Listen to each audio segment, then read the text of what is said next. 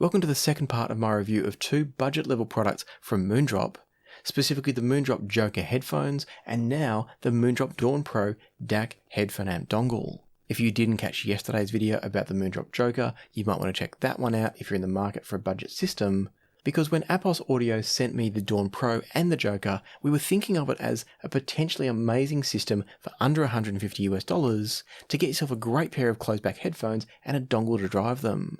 And so if that's something that you've been thinking about, do check out the Moondrop Joker review, but you probably should be aware it's a little bit brutal. And so coming into today's review of the Dawn Pro, we're hoping for a much better outcome, and so let's dive in and see if we can get it. The Moondrop Dawn Pro comes in at $50, and it comes in this carry case here that you're probably not going to want to carry it in because it's a lot bigger than it needs to be. It's more of a retail package, I'm sure. But the point is that in this case, you're going to get the dongle DAC itself and a USB cable that's USB-C to USB-C. As you can see from me holding it, the Dawn Pro is a very compact dongle device. And what's going on inside the Dawn Pro is a pair of CS43131 DAC chips. They're from Cirrus Logic, which has been popping up more and more lately. For whatever reason, the brands are starting to move more to Cirrus Logic and less to brands like ESS. That's not to say we're not still seeing ESS and AKM chips, but the Cirrus Logic are creeping back into fashion, it seems. Whether or not that's a good thing we'll talk about soon, but that's what's driving the Dawn Pro. And as a part of that, it's able to output 4 volts through the balanced output, 2 volts through the single-ended output. But as is always the case with any kind of USB-powered device running from a smartphone or similar, you are going to be limited by the maximum current that the phone can provide, and so the specs get a little bit funny on dongles. You can't necessarily get a specific power spec for these. The literature on the Dawn Pro does say it's got maximum power of 120 milliwatts, but it doesn't say at which particular impedance that is. And so the key thing to know is that it's going to be able to drive any high impedance headphones very comfortably. With 4 volts or 2 volts on the output, that's normally going to be plenty for most high impedance cans. But as you do come down into the very low impedance cans, you may start to struggle, as you do with any dongle DAC, you may start to struggle with difficult planars. The key takeaway from this for me is that it's a well-powered dongle device that's going to operate as well as any other in driving most normal headphones and definitely IEMs. Something else that's quite nice about the design of the Dawn Pro is it gives you 100 volume steps, so you've got plenty of control. If you are using IEMs like I just mentioned, you've got plenty of control over the exact volume you want.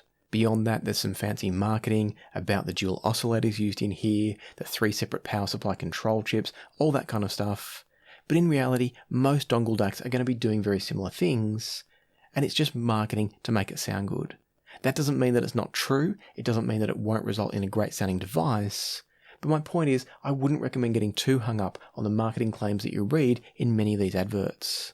And so ultimately where that leads us to is the fact that the proof is always in the pudding, so let's talk about how the Dawn Pro sounds.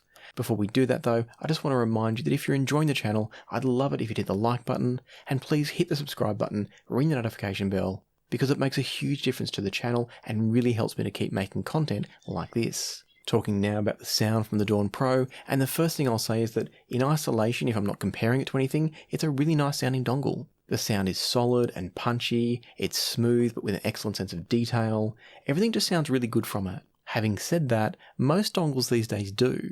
When you plug in pretty much any dongle and you're not comparing it to anything or coming directly from anything else, most dongles sound pretty good. We're in an age of very good audio generally. And so for me, when I'm testing dongles like this, it comes down to questions like, how does the 4.4mm compare to the 3.5mm output? Are they comparable, or is there a drop-off?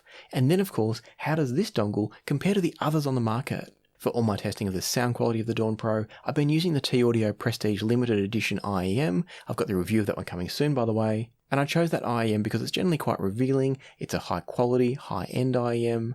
But I should also mention at this point that I've driven headphones from this as well, and it drives everything. As I said before in the power section when I talked about it at the beginning, it drives everything from IEMs through to normal headphones very, very well. I'm not suggesting you drive a Susvara, an Abyss 1266, or those other very, very difficult headphones with these, but for everything else, it's going to do just great. And so using the T-Audio Prestige Limited, plugging in the 4.4 and then the 3.5mm, what I heard was very, very exciting, and that is pretty much identical sound.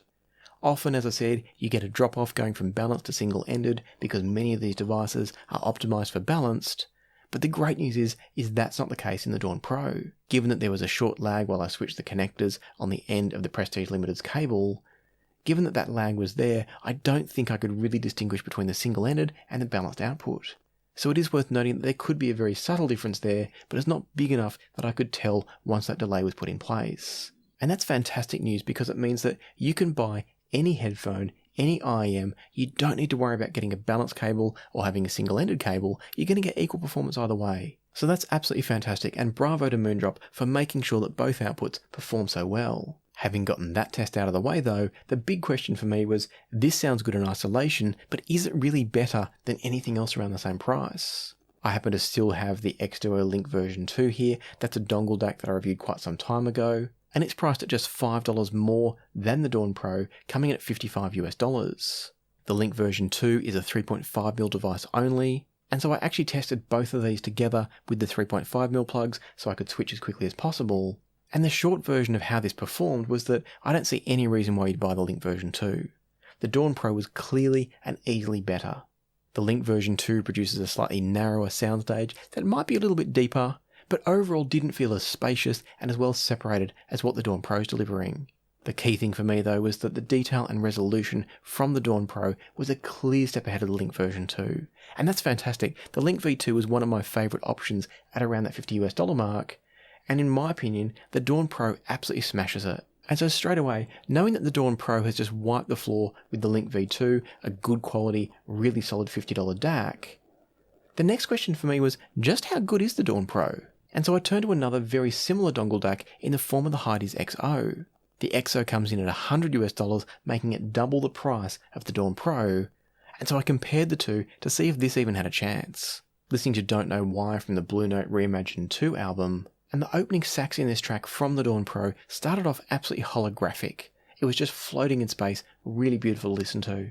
The staging and the separation from the Dawn Pro was outstanding once again. The guitar work is really nice and articulate and clean, but still smooth and resonant. And likewise, the vocal is smooth, but it's also got breadth and texture to it, just like it should. And ultimately, what I was hearing was that the Dawn Pro was sounding way better than its price tag. In contrast to what I said in my previous review about the Moondrop Joker, the Dawn Pro is absolutely knocking it out of the park in every possible way. When I moved over then to the twice as expensive Hydeas XO, and by the way, it's a lovely, lovely dongle DAC.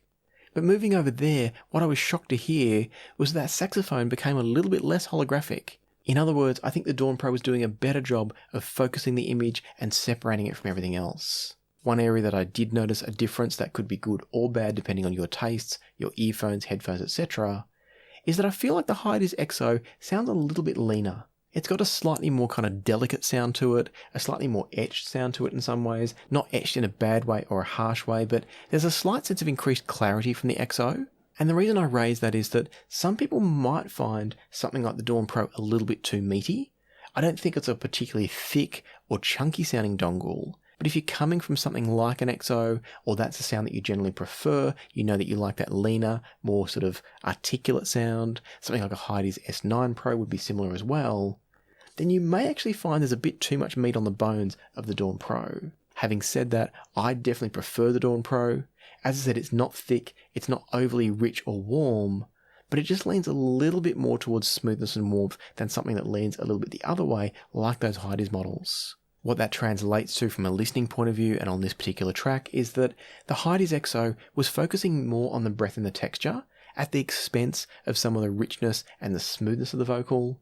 And that's where I actually feel like the Dawn Pro balanced the two better. I got both the breath and the texture and the smoothness and the richness of the vocal from the Dawn Pro, whereas I feel like rather than the 50-50 split of the Dawn Pro, when I went over to the Hydeas XO, it was more like it was 60% breath and texture and 40% kind of body, richness and smoothness.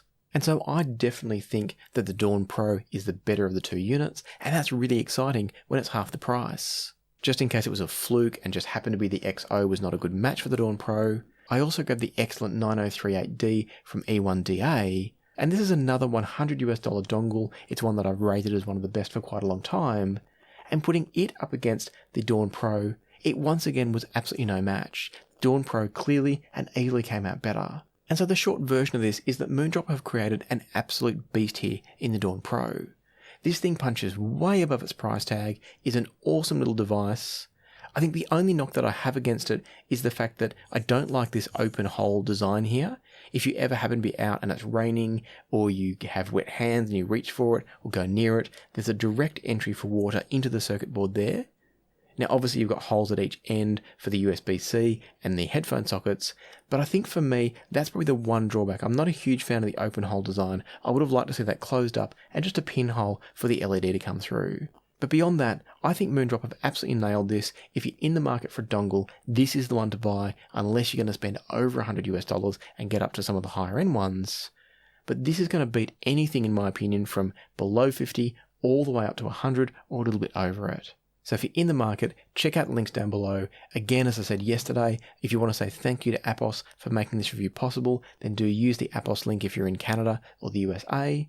It is an affiliate link. I do get some income if you buy through there. And so I appreciate that. It does help to support the channel. But as you'll see if you go and watch the Joker review, that hasn't influenced what I've said here. And on that note, I hope you found this video useful and helpful. If it has been helpful or interesting for you, I'd love it if you hit the like button. And please subscribe and ring the notification bell if you haven't already. But for now, let me leave it to the music. So happy listening, and I'll see you here next time on Passion for Sound.